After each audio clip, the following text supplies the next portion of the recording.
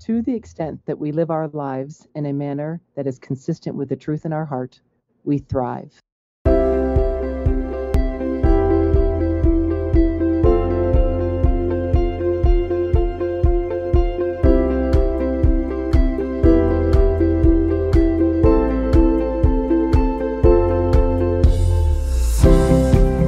Welcome to the Meier Clinics podcast, and you just heard a quote from one of your hosts, Dr. Lisa Day. Join our licensed clinical professionals from various backgrounds as they discuss fascinating mental health topics with a wide range of guests. Meier Clinics is a Christian counseling organization with multiple clinics nationwide, dedicated to treating the whole person, emotionally, physically, and spiritually.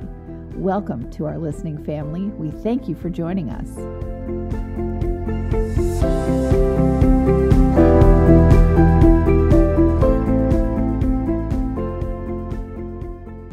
Hey everyone, this is Kristin Sunanta Walker. We have a special roundtable with Dr. Paul Meier tonight. It's going to be on ADD, ADHD, and anything in between those things, which is a lot. We're going to go through a quiz that's through the World Health Organization that gives you 18 questions. I'm going to first say hi to everyone and then have Paul explain how we answer this. So first, Melanie and Valerie, thanks for coming on and joining us. And Val, especially thanks for inspiring the show tonight.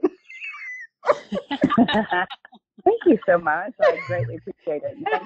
Thanks to our listening audience, and hopefully I won't rabbit trail. Yeah, we were well, you know, the fact that you rabbit trail is because you're ADD. Yes, you know, you're not doing it on purpose. For those in our listening family right now, we were talking about Valerie behind her back before she got on the line. And so we didn't have a topic yet for tonight. And so when we were talking about Valerie, we talked about some of her ADHD traits. And then I mentioned, you know, I've got mine are worse than hers, you know, but then she got on the line and Kristin said, well, why don't we go ahead and do it? You know, we don't have a topic yet. Why don't we go ahead and do ADHD? So. Yep. So here we are. I mean, that's what we do here at Mental Health News Radio. Yeah. We talk about our stuff collectively and so on. Okay. And behind her back. And behind her back in a loving, wonderful way. It was. So what I want to ask all of our listeners to do is, I know when you're listening to a podcast, you're zipping around doing a lot of different things. Save this one, get out a pencil and paper or be on your computer so that you can, if you're curious at all about yourself or someone else, you can score this question section. And Paul, if you'll explain how the scoring works, that'd be awesome. Okay. Well, whenever I see a new client, I try to rule out everything. I rule out depression, anxiety, panic attacks, and bipolar and schizophrenia. And one of the things I rule out is ADHD. And it usually takes me 60 to 90 minutes to do a whole workup. But what I do, I can't spend a lot of time on ADHD because it's just one thing. It is just one thing that people might have. And about 15% of the population, I think, has it. And so I use the World Health Organization ADHD quiz, and it's got 18 questions. And so for those of you in our listening family, if you're driving, don't do this. You know, just listen. Right. But like Kristin said, when you get a chance, re-listen to the podcast when you have time to sit down. And for each of these, there's not really 18 questions. There's 18 ADHD traits that we're going to list.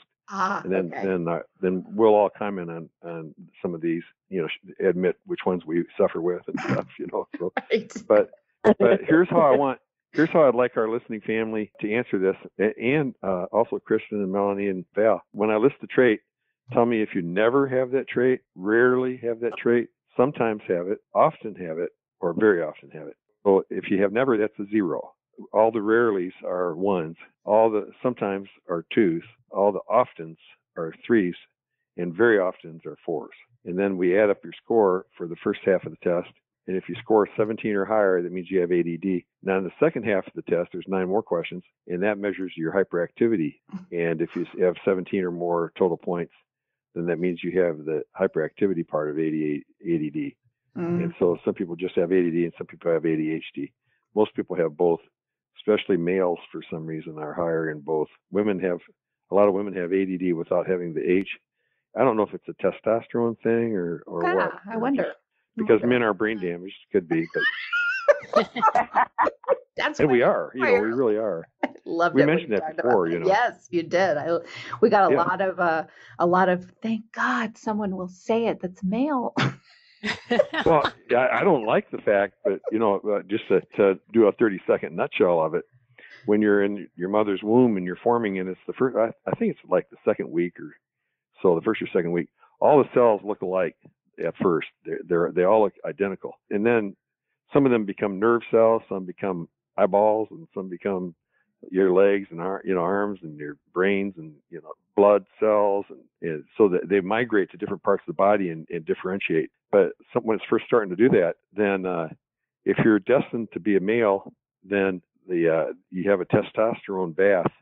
The chemical testosterone, the male sex hormone, is released, and it actually causes damage to some of the brain cells.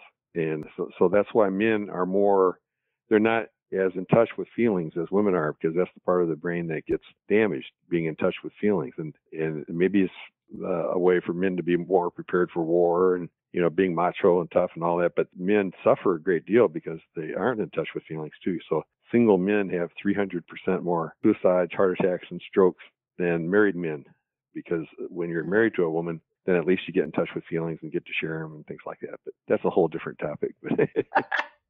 So us men are brain damaged. So I had to work hard to get in touch with feelings, and I still have to. It's not natural for me. Interesting. That is interesting. Why I work hard at the men I know getting in touch with their feelings. Oh man, it's a long process, especially when you walk outside your door, and it's not just in the home that can be difficult because of how your parents were raised around that with men. But even if your parents aren't, and they encourage expressing your feelings, the minute you step out that door, society's going to try to cram them back down somewhere.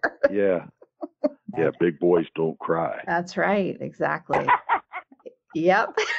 You missed Valerie's laugh. Oh my gosh. Okay, so we'll derail already unless we start. So Paul, go ahead with your very first one. Okay. The first one is, how often do you make careless mistakes when you're doing a boring project? So how often do you make careless mistakes when you're doing boring projects? For everybody listening, if it's never, give yourself a 0. If you rarely make mistakes, even if you're doing boring projects, then give yourself a 1. If you sometimes make mistakes, give yourself a 2. If you often make mistakes when you're doing boring projects, give yourself a 3. And if you very often make mistakes when you're doing boring projects, give yourself a 4. Does falling asleep during the project count?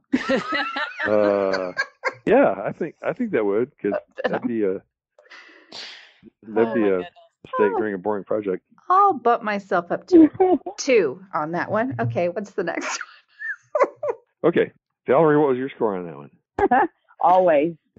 Always? Very often? Okay. Number 2 is, how often do you have trouble keeping your attention when you're doing boring projects? Oh, in other words, is it easy? If you're obsessive compulsive and don't have ADD, then it's easy to keep your attention even if you're doing a boring project. But if you're ADD, it's really difficult to keep your attention on boring projects. Your mind just, when you're a kid, you're looking out the window, you're just so bored, you're doing different things, looking out the window and things like that. I have a question, Paul. Yeah. So I was a 4 on the first question, by the way.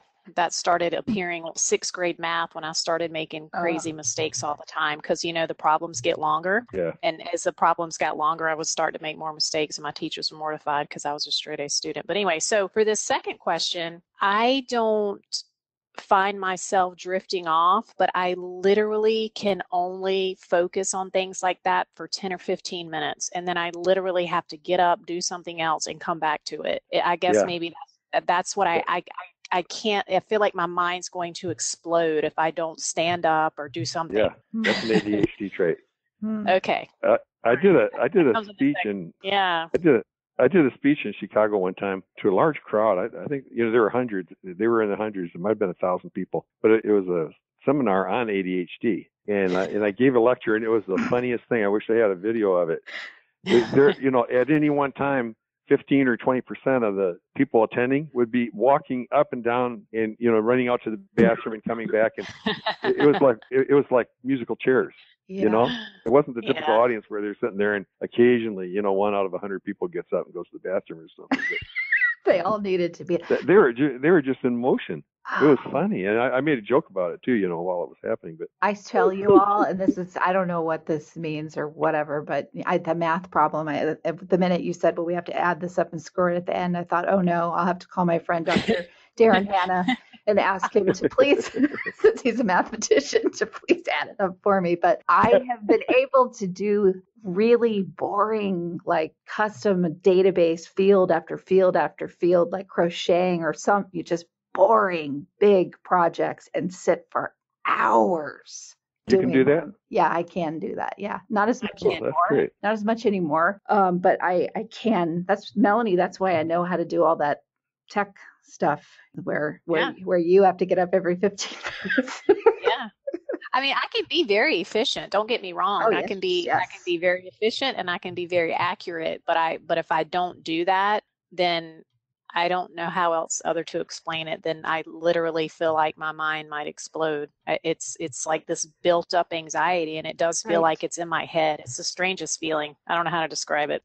It's crazy. I have trouble even reading books. I've probably written more books than I've read. Right. Yeah, I do too, Paul. But I have trouble even reading a book because after a while, the book may be really good, but after 10, 15 minutes, I gotta go do something different. Mm-hmm. I don't have that problem, man. I can stay put for hours. Oh my God. It's not healthy how long I can stay put doing the same thing. When I'm writing a book, I get on a roll and I really get into it, and I can go, I've already gone I wrote 100-page, my master's thesis was 100 pages long, and I wrote it in 24 straight hours. I just stayed up and wow. Oh my gosh, Paul. Sounds like a Johnny Calloway move. Yeah. All right, let's do number 3 because we'll never get number to 3. Yeah, that's right. We only have a 60-minute hour, so and 20 questions. So, okay, number 3 is, how often do you have trouble concentrating on what people are saying to you? Oh man. I mean, my wife gets upset with me for that. She'll be telling me something that's very important to her, and after she explains it to me, I'll say, "What?" Yeah, that's Michael and I. Yeah. I don't get supper that night. I go to bed without supper. and without a few other things too. We'll know your marriage is bad when you start getting sick. Start losing weight. We'll know what's going on. Yeah. I have to say I'm probably a 4 on that. And the reason I say that is because there's only certain stimuli. Like if I'm on the computer, which is, I am riddled with anxiety because it's administrative stuff, and that does seem boring to me at times. And my goal is to complete projects. So if there's 5 of them, which I've had at least 10 of them in the last couple of weeks, I want to complete it. And then I become obsessive about it until it's done. Because, I mean, a prime example would be the cabinet staining. I mean, there was one bubble on there, and I went back and sanded it out. I mean, so stuff like that. But if there's several people in a room talking and nobody's stopping, I get completely quiet or I start talking louder. That's when it's really hard for me to listen. So I could be on the phone and there's 3 people asking questions, i.e. my mom or dad or whatever. And then I don't really get the gist of the conversation with the person that I'm talking to. Yeah.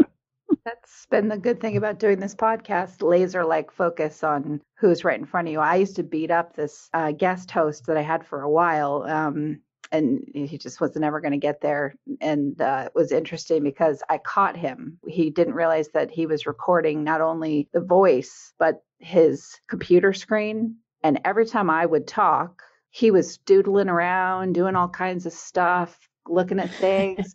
But when I'm on a show, like I'm on it, there's a few times that I have been typing. I mean, hello, I'm human. And Emily, our editor, has been like, Kristin, I can't drown out you clicking on the keyboard, so just knock it off. But I confronted him and said, dude, next time, if you don't want to get caught, don't save it in MP4 format, save it in MP3, and you are so busted.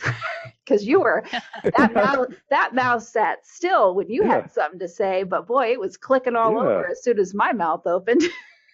Yeah, that's horrible. It's horrible. I'd be hacked. I was like, you're out, you're off, goodbye. Yeah.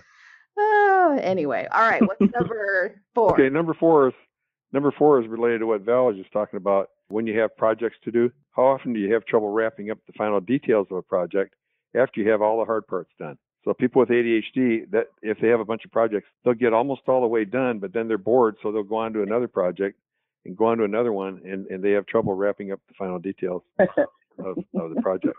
So how often do you do that? Valerie's laughing. Who's that laughing? Is that Valerie again? It's all of us, because the team could probably answer for that. For me. Right. We all of us have issues with that. How about the book that we're all writing together? I know, and I've thought about that.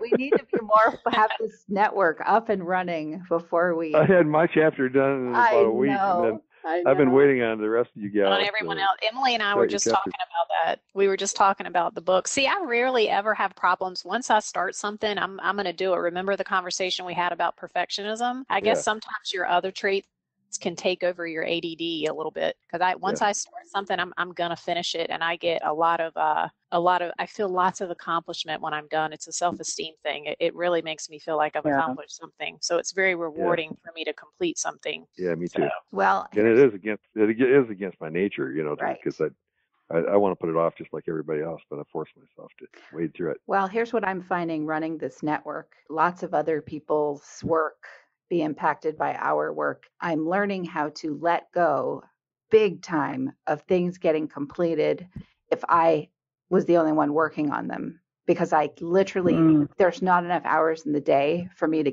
do work in the capacity that I used to. It just is not physically, humanly or humanely possible. That's the level that we're at now. So I have to let things go. And it's not that I'm not one of those people that thinks, oh, no one can do it like I can. I am happy. Please, God, someone else do it. But I've had to really learn about, okay, they're going to get it done in their time frame, and I have to just be okay with letting that go.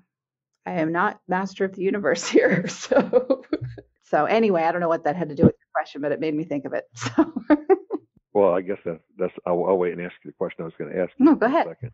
Okay, the next one is, do you have trouble organizing things? And that was my next question I was going to ask you, Kristin, is with you being in charge of all those things, do you, aside from the ADHD quiz, do you delegate a lot, or are you the type that wants to do it all yourself, and so it's done perfectly, or how do you get all that stuff organized when you have so many things to accomplish? Do you do it yourself, or delegate? I don't know. I'm the good one to answer that question. Melanie, do I delegate? I would say it's a spectrum. I'm better, right? I'm better, aren't I? You're much better at it. Yes, you're much better at it than you used to be, for sure. I used to be horrible. She'd be like, I'm sitting around waiting, like making up things. Hello. So would you do it yourself then?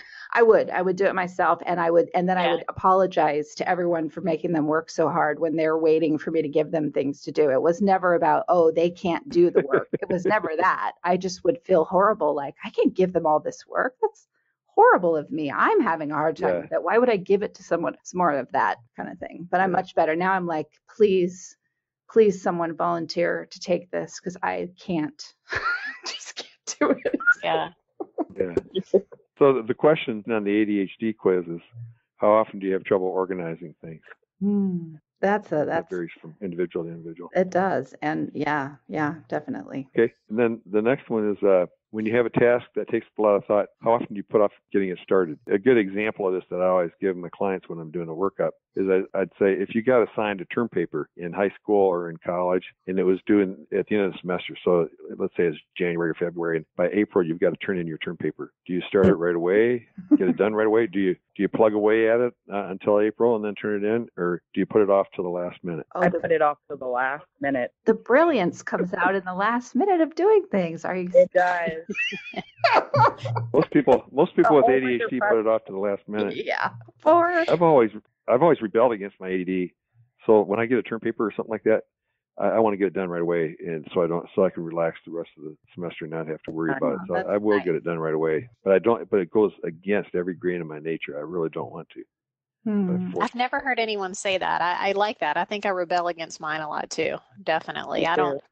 I'll sit around and worry about it and see that's what puts me in action, because I don't like having it on my shoulders. Oh my gosh, this paper's done. But I will literally have to go into like some type of seclusion because I just cannot organize my facts. I'll have to go to the library in a private room, or I would just have to be alone. Anything that would distract me, I just can't get my thoughts together. So Right. it's like so I'm not stressed out and worried about it. I'll go ahead and do it, but it's not because I want to. It's just because I want to be relieved of the stress, you know? Right. Yeah. It's a different motive, I guess. So all you women that are listening to the broadcast right now that are married and you give your husband his honey-do list and he never gets it done, part of it might be because sometimes it's because he's passive aggressive, and sometimes it's because he's lazy, but sometimes it's just because he's ADHD. And when people get on ADD meds, it's amazing how these things change an hour later. I mean, half an hour after they're on Vyvanse or Adderall or Ritalin, half an hour later, these things practically disappear, or at least the majority of the effect is gone. Wow. It's amazing. Wow. You said Vyvanse, Adderall, or Ritalin. That was it? Yeah. Okay. Those are the main three. Okay. There's other ones too, but those are the main three.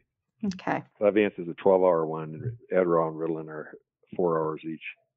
Gotcha. 4 hours at a time. All right. I'm on Adderall. I take a Vyvanse in the morning and an Adderall in the afternoon. That's double whammy. When I have a long day that I have to be sitting down, then that works for me, the short release in the afternoon. Because I usually, when I'm getting up really early, then I have to take the extended release. And then what does it stay in your system for, like 10 hours, Paul? Yeah, extended release, probably 8 to 10. I would say probably Adderall, 8. extended release. I'm a bit of a orderly. Yes. When there's stuff that isn't organized, I know where it is in a pile. And I have to say, if I could post it to the world, I probably would. Yeah. When I'm taking my ADD medicine, I get literally about twice as much done on a work day as I do without it. Because of my ADD is so bad. Yeah. I'm thinking I might need to get some more meds. I've never taken any ADHD or ADD medicine, but I do take Wellbutrin, which I think helps some, doesn't it, Paul? It does help. Yeah, it does. It does. Okay. Yeah, helps some. Interesting. Okay, the next one, number 7, and then we'll take a pause after 9 and get people's scores. But how often do you misplace things? Oh. Oh, boy. Yeah, it's like my keys this morning. And then I was like, someone has come into my home. Paranoid personality disorder came out. Someone has come into my home and purposely moved these somewhere just to irritate me this morning. No, that's different. That's a different topic. That's paranoia. Yes, it is. I finally found them. They were under some book that somebody put a book on top of. And I said, well, they didn't do it on purpose, but they were hiding my keys.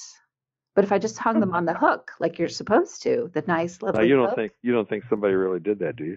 No, they did. They admitted it. My mom admitted that she put the book on top of my keys. I thought you were getting paranoid on us. No, she really did. I was going to recommend a medication. Not really. I'm teasing you. Oh, man. Yeah, I think we could all probably say 4 on that one. Yeah. Hey, you know what's funny about that is when we were chatting on the phone before we started doing the program, and we talked about possibly doing ADHD when we were talking about Valerie behind her back, then Kristin asked me, do you have any notes on it? And I said, yeah, I'll go look, see if I can find them.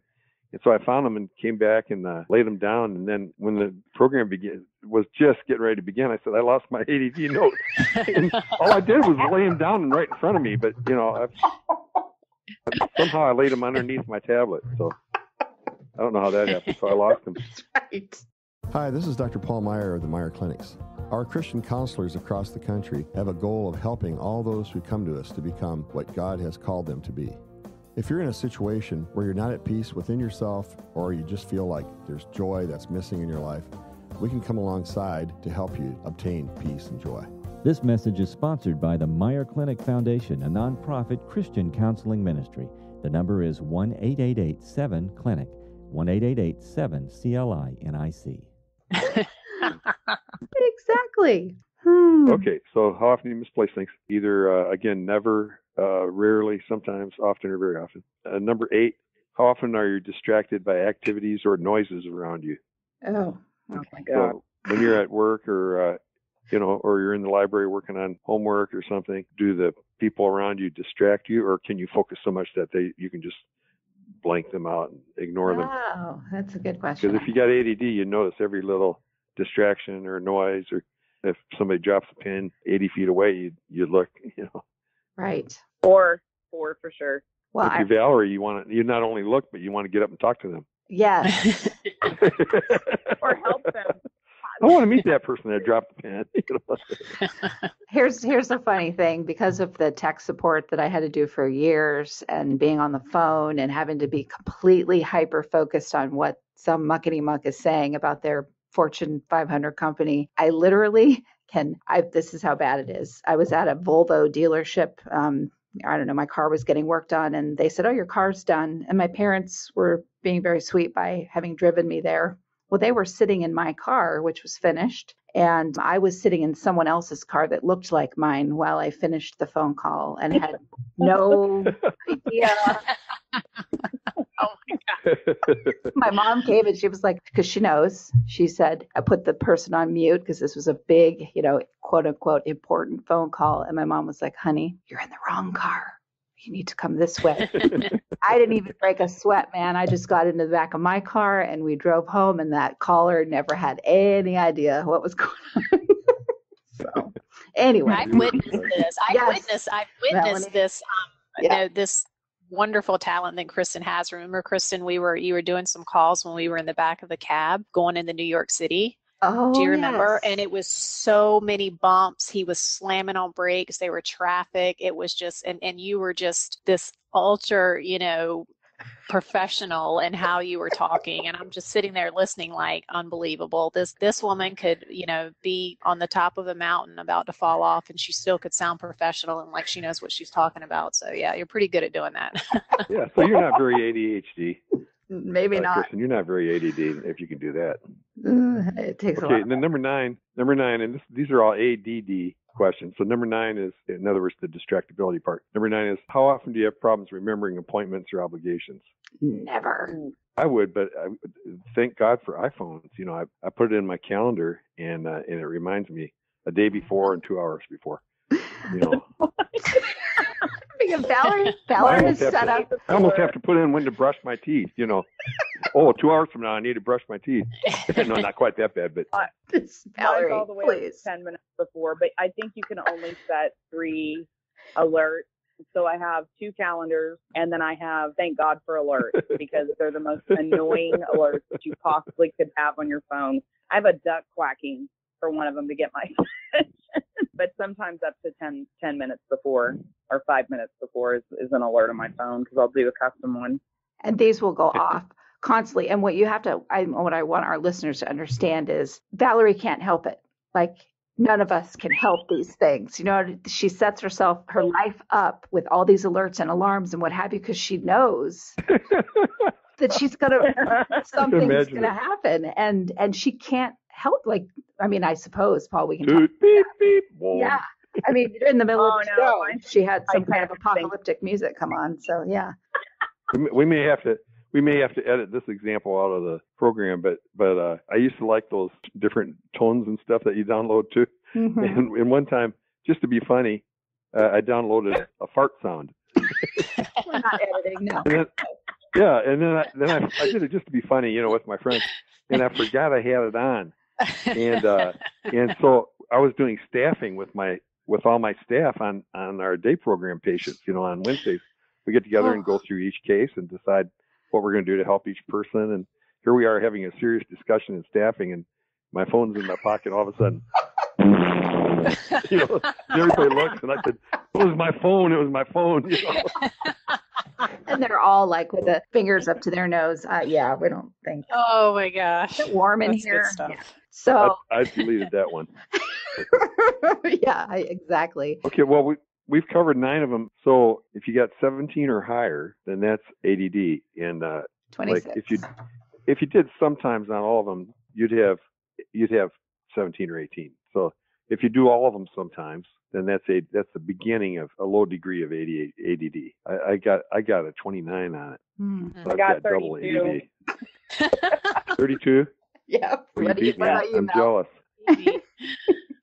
I got a 21. Mine was 21. Okay. 21. So yeah. We all have. So even Kristin has a little bit of. Yep. Absolutely. ADD, borderline ADD. You probably wouldn't need medication or anything for it, but I don't know. Y'all are convincing me of this whole amazing thing. I'm sitting and I'm getting worse as I get older, but I'm also way more successful than I've ever, or have more on my plate than I ever have. So I don't know if that has anything to do with it. Who knows? Let's try the hyperactivity side and see what. Here's the hyperactivity ones. Number 10 is how often do you fidget or squirm with your hands or feet when you're sitting down for a long time? People don't. When you're sitting down at night watching TV or whatever you're doing, or carrying on a conversation, are you cracking your knuckles? Are you moving your ankle or your foot? Are you combing your hair with your fingers, or are you just sitting there still? What did some of you do? Like I'm sitting here right now, like flopping my flip flop on my foot as we speak. Yeah. I've seen Valerie in action, so I know. What do you do, Valerie? I shift my legs back and forth, shake my foot, pick stuff off my shirt. For other people, strangers. Make sure that my shirt and back is covering my rear end. Constantly. Checking my phone a couple of times or turning it off to make sure that the Titanic alert that I have is not going off, or a call coming in with the ringtone of an idiot is calling. So that would my wife and I are both ADD, so we love watching movies together and stuff, and even scary ones. But we'll both be watching a scary movie, and she's playing her game on her iPad. I'm playing my game on my iPad, and we're carrying on a conversation, and we're doing all those things at the same time. Yes. I took Facebook. This won't last long, just letting you know. I took Facebook, Instagram, Twitter, and LinkedIn off of my phone to make it harder for me to get onto those apps. I have to actually be on a computer to do those things. And, it worked. I was on my computer more today than on my phone because my hand is starting to hurt from like the way that you hold a phone. But they'll be back on tomorrow because I'll be like, this is nonsense. And I'll put them back on. Yeah. I'll see LinkedIn, a number pop up on it and have to see if somebody's messaged me or if there's an alert or something, whatever. Yep. So I'd say we're all a 4 on that one. I have 6,714 friends on LinkedIn. Oh my gosh. You're almost as high as Val. I think she's at 8,000 and I'm at like 5 something. So in fact, that's how I met you guys, actually, because Val wrote something down about me on LinkedIn, and I saw my name come up, and it said, Valerie, and so it was something nice, fortunately, and so I thanked her, and then and that was before I remembered that she had been to our clinic and all that. And then she invited me, so because of that contact, she invited me to be on the radio with you guys, and then we hit it off. We are. Yay. We are. So thank you, LinkedIn. Exactly. Okay. Yep. So thank you, ADD. Thank you, Valerie. It's because of ADD that we're all together right That's now. right. Exactly. God uses us in mysterious ways. Okay, fidgeting and squirming with your hands or feet. Number 11, if you wouldn't get in trouble for leaving your seat during meetings, how often would you leave your seat during meetings? Now, most of us wouldn't do it because we'd be embarrassed or afraid to get in trouble and all that. But if you wouldn't get in trouble, how often would you leave your seat? Like when I did that ADHD conference to 700 or 800 people, 15% of them or 20 were up out of their seats at all times. I think it kind of depends on. They'd sit down and somebody else would get up. I mean, it wasn't the same people being up. But yeah, I don't know. It depends on how fat I feel that day. Because if I'm feeling really fat, I don't want to get up from anybody. And you know what? And you think people notice? Nobody cares. Nope. They see your eyes and your facial expressions and stuff. Yeah, they're not looking to see if your shirt is uncovering something it shouldn't because you didn't tuck it down. Yeah, exactly. So, but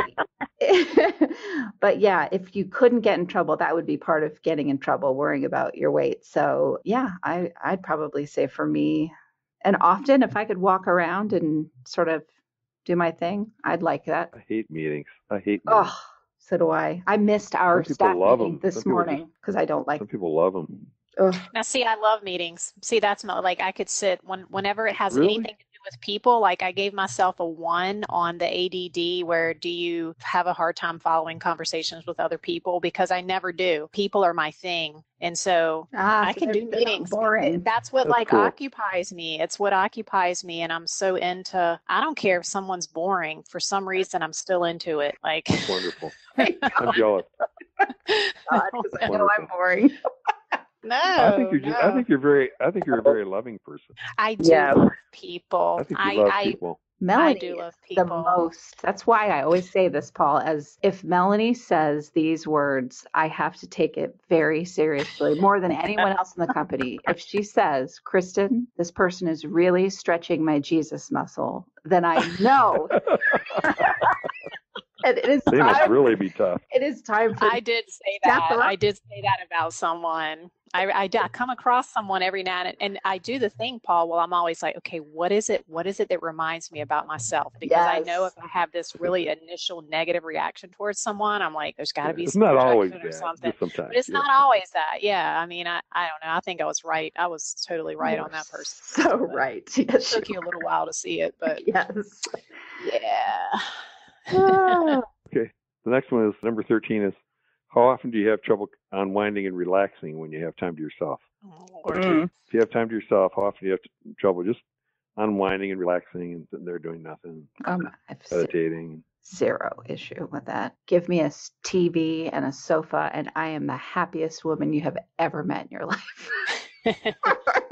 See, I can't. We talked about that on the show before. Right. I really have a hard time doing that. Because you have to give yourself more things to do. Yeah, I do.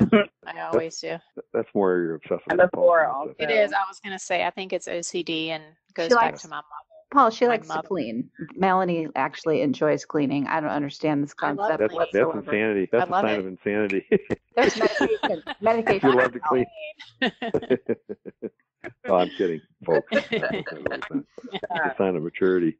Yes, it is. Okay, number 14. How often do you feel overly active and compelled to do things, like you're driven by a motor? How often do you feel overly active and compelled to do things, like you're driven by a motor? Like there's a motor inside of you, and you got to get up and do that, and then you'll sit on. You should see my wife. I'm glad she's not listening to me right now. She'd get really mad at me. She'll get up. She'll get up during a movie. You know, and there's intense scenes and stuff. She'll get up and go in the other room and straighten out something or put something away and come back and sit down, and then she'll get up and go in a different room and do something and come back. Somehow she still knows what's going on in all the scenes of the movie. I guess she's listening to it while she's walking around. But I just, and she always figures it out before I do. So I don't know how she does that. But some people just feel compelled to do things. Yes. Like you can't just say, you got to, like a motor's running and you got to get up and do stuff. No, I don't have that problem. I can just sit for a long time. That's part of the problem. I can sit, but I have to be doing something. So whether it's painting, nail her to a chair, yeah. Talking. I know where Valerie's gonna score on this next one. She's a 4 on this one. How often do you find yourself talking too much in social situations? We're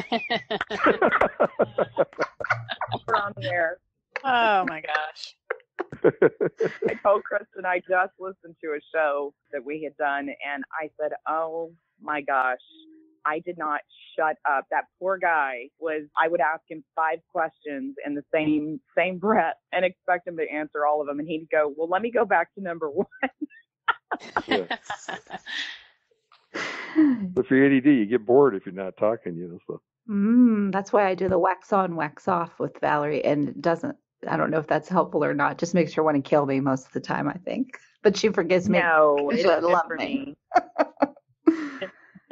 Okay, here's one that I do a lot. The next one, and my wife gets really hacked when I do this. When you're in a conversation with somebody else and they pause because they can't think of a word, they pause for a second to think of a word, how often do you finish the sentence for the other person? I do that a lot. And I bite my lip. I have to concentrate not to do that with my wife, because if she pauses, I better pause too and wait for her to think of the word that she wants. Because if I butt in, she gets ticked off. What if you have trouble? I have trouble completing my sentences. It drives my son crazy. He's like, Mom, you never complete, just say it. You never complete your sentences. Like, I'll just lose thought. It's like mid-thought, I'll just lose it. I think I'm getting Alzheimer's or something. No, it's because you have so much going on, Melanie. That's why. Yeah. Yes. It will just, it's I don't even know what happens. It just disappears and I can't find it anymore. It's the oddest thing. So weird. Anyway. We all do So that here's sometimes. my dad will literally say, what's the bottom line? So for both of us, it's almost like you have to give the end of the story first, the big shebang, and then go back and explain. But he's a bullet point kind of guy. And my mom will start talking about her Sunday school class and say there was this little girl. She was wearing the cutest pink dress today. And she'll go, oh, and by the way, her parents. And then she'll go, did you notice that tree outside? It's missing a leaf. And so, Yep. you know, I'm sitting there going, okay, my dad's saying, he literally will say the bottom line. I want the bottom line. You know, like don't go around in 18 circles. So I think I'm kind of in the middle of Yeah. Did you ever, I shouldn't admit that I watched this program, but my wife and I sometimes, when we go to bed late at night, we'll watch Golden Girls. Have you ever seen that? Yes. Oh my gosh. Yes. I love Golden Girls. I do too. We love it. We love it. them. And Yeah. Betty White, you know, in the program, she grew up in Minnesota somewhere, and she'll start telling these stories and go on and on and on, and everybody's, Yes. you know, pulling their hair out and getting upset and all that sort of thing. Yep. I love The Betty mother's White. falling asleep. The mother's falling asleep. In the movie Airplane, I don't know if you remember the movie Airplane. Oh yeah. Oh, Big my time God. favorite. There's somebody sitting there in the middle seat, and the person next to him keeps talking and talking and talking and talking, and finally it shows him hanging from the roof. He hung himself because he couldn't take it anymore. Okay, number 17. 17 is, how often do you have trouble waiting your turn in situations that require waiting in turn? In examples of this, what this really means is like, if you have to wait in traffic, if you get stuck in traffic, does that bother you? If you have to wait at a restaurant, does that bother you? And most of my clients say no, and I just can't imagine them saying no, but it drives me absolutely nuts. I'll drive 5 extra miles to not have to, you know, get stuck in traffic, even if it takes longer, but I'm on the move. I'll take the route that takes longer. And I'd rather eat a McDonald's hamburger than a steak at a place where I have to wait 45 minutes to get food. Okay, so here's a question for you, Paul. When I'm around Valerie, this is just one example. It depends on who I'm around. Some people's stuff brings out the best in me.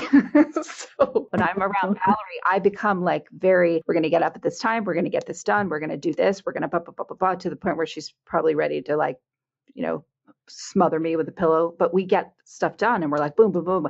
Am I like that when Valerie is not here? No, I'm not. So it really, if I'm with my ex-husband, he will drive 80 extra miles to not wait 5 minutes. And I become very patient and very like, just chill. It's life. But if I'm by myself, I can't stand it. So can it be inspired by who you're with? Yeah, I think you could. So when you're answering it, how often do you have trouble waiting, like in traffic or at restaurants? You'd probably put sometimes, because it depends on who you're with. Yeah, absolutely. I drive her crazy. I'd have to put very often, like all the time, just about. No, Valerie makes me laugh. So I could wait 4 hours for a meal if I was sitting with her, because I would be laughing the whole time that I wouldn't even know that it's taken 4 hours to get a table. And that's Pretty just, nice. that's just the truth. That's the truth. I've never had a friend say anything that nice about me. It's God's honest truth. Literally, I just can't. She's so much fun. That's nice. That's really nice. Oh. Okay, then here's the final one, number 18. How often do you interrupt other people when they're busy? Can you repeat that? Who's that laughing so hard? Who was that laughing? Kristin Walker. Oh, I don't. I'm thinking of Valerie. I remember sitting at National Council. Say it one more time. Okay, like if you're at an office and everybody's doing their thing, and you decide you need something, do you hesitate? Do you make sure the person has time to, or do you just walk up and interrupt them? How often do you interrupt other people when they're busy? I will run up to somebody, literally, like take off running. Yes. I'll go interrupt them. I do. Yeah. When I go to a grocery store, I don't go look for the bread. I walk in and ask somebody, where's the bread? I don't even want to walk up and down the aisles looking for something. Now, I'm different than my wife on that one, because she'd rather, look up and down every aisle to find it for herself than have to ask somebody, But I don't mind asking. I get too bored. looking for stuff, So if I have a list of 5 things to find, I'll go find somebody that's a stock boy or something. Okay, what aisle is this one on? What aisle is that one on? And I'll write them down, and then I'll go get everything really fast. It's just efficient, being efficient. I think, too, it's like Valerie is so nice and engaging and funny that even if it's someone who's been alarmed at her running up to them, by the end of it, they're thanking her. Thank you for interrupting me, Valerie. Oh, yeah. Well, and I'm really good when Kristin will say, "Oh my gosh, it's hot!" And we keep using National Council as an example, but we were there and I had to reorganize the room because it was driving me crazy. And then the AC was not working right, so I picked up the phone and called the people and had no problem getting the building people to come in there and go, "Okay, what else do you need?" And then me picking up the phone and saying, "Oh, by the way, I forgot. Oh, you need this." I was amazed. I sat there in utter amazement because I would have just sat there and been so focused on what I'm doing that I would have just sweat to death the whole day and been uncomfortable. So I would just watch this activity of all these things being taken care of. And Melanie does this too, just like all these things that just get taken care of that feel like magic to me that I wouldn't necessarily think of because I'm so focused on the task in front of me. So it's wonderful to be surrounded by people like that. And I'm like, give me something to do so that I can walk. Yep. All right. So what do we all get on that? I got a 20. I got a 29. So I got 29 on the top and 29 on the bottom. I'm going to add. And most people, believe it or not, only about 15% of the population gets over 17 on these. Really? Most people get. See, that's always hard for me to. I only got an 11 on the ADHD part, so I'm don't have the H part, but the ADD is definitely there. Yeah.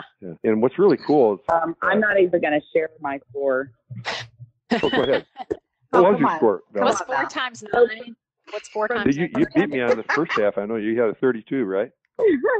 From 10 on the top half, they were all 4s, and then 16, 17, and 18 were 3s.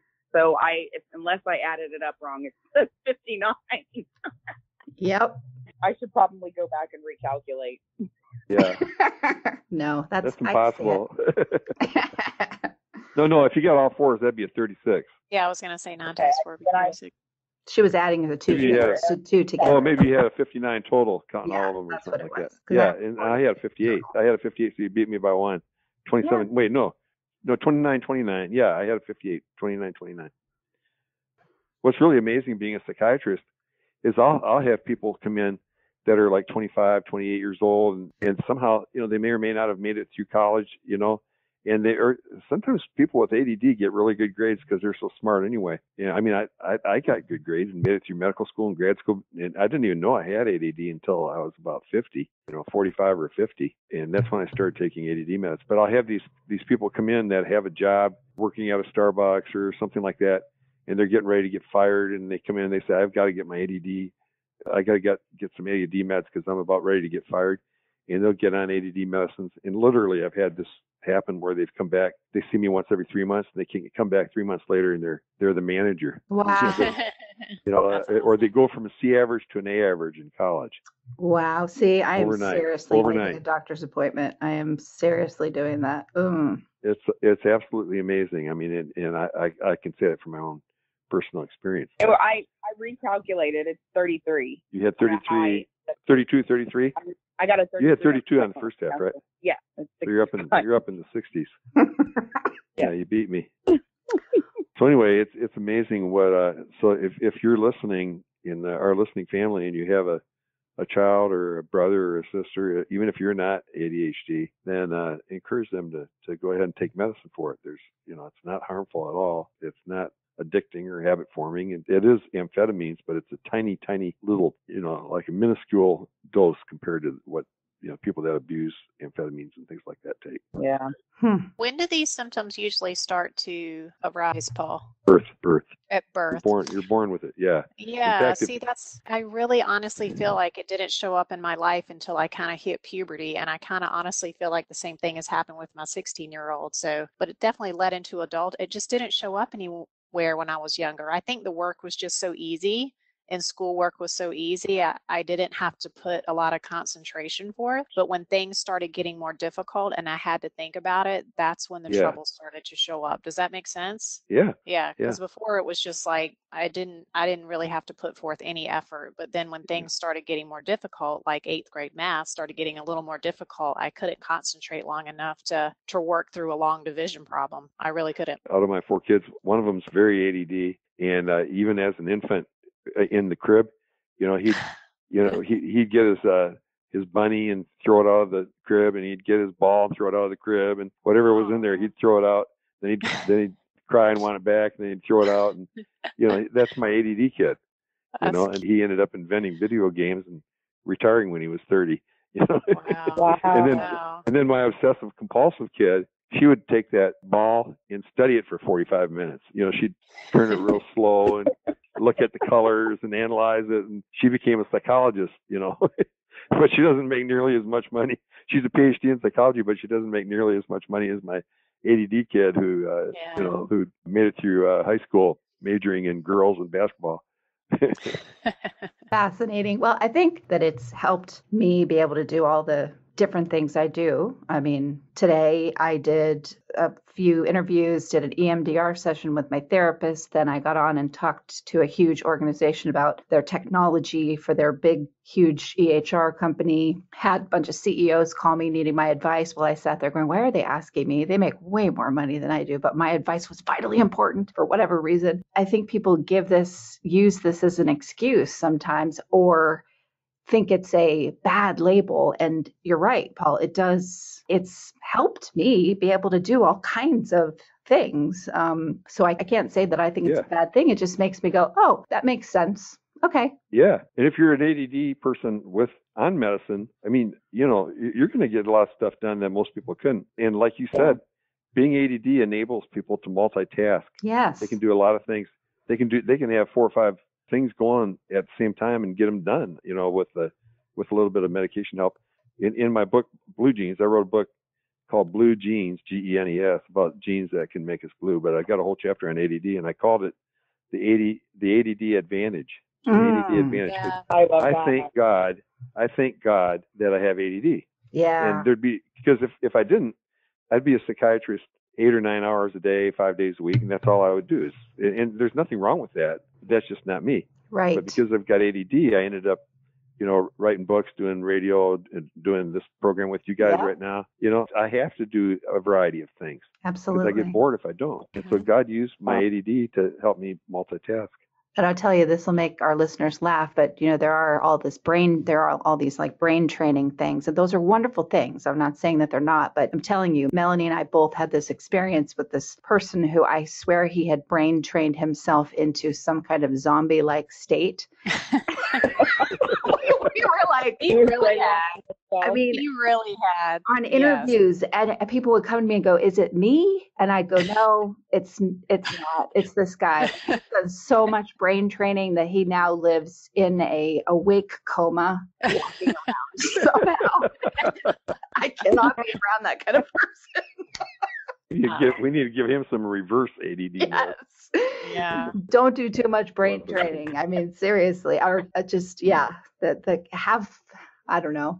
We have fun. We have fun. All of our little foibles and our ADD and ADHD and whatever. All I care about is when we go out as our team or we do these shows with you, Paul, we're laughing and we're feeling this fellowship and we're having this great time. And I think, do we all have our collective issues? Of course we do. But how do we feel after we get off these calls? I know I feel so good.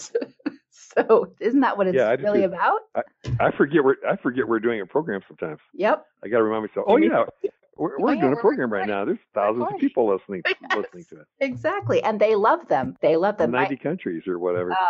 Over 170. And my ex-husband, I have to say, Michael, which rarely does he say more than 3 words. He said to me yesterday, "When are you having that Paul Meier, Dr. Meier?"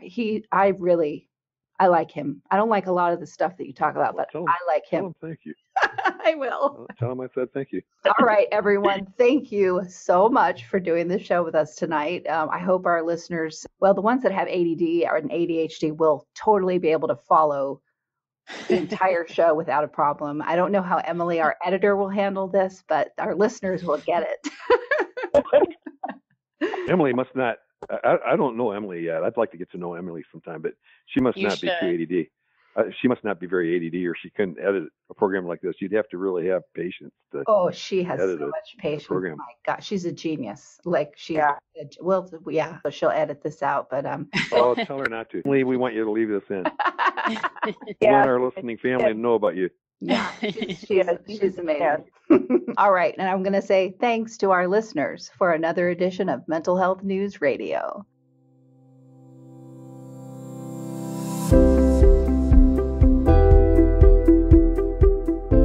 We hope you enjoyed this podcast. Tune in next time for another engaging discussion on relevant mental health topics. If you have any questions about Meier Clinics, please visit our website at meierclinics.com. That's MEIER clinics.com, or call us at 888-7-CLINIC. Don't forget to leave us a review on iTunes, Stitcher, or any of your favorite podcast apps. And please note that we are a member of and produced by Mental Health News Radio Network, MHNRnetwork.com.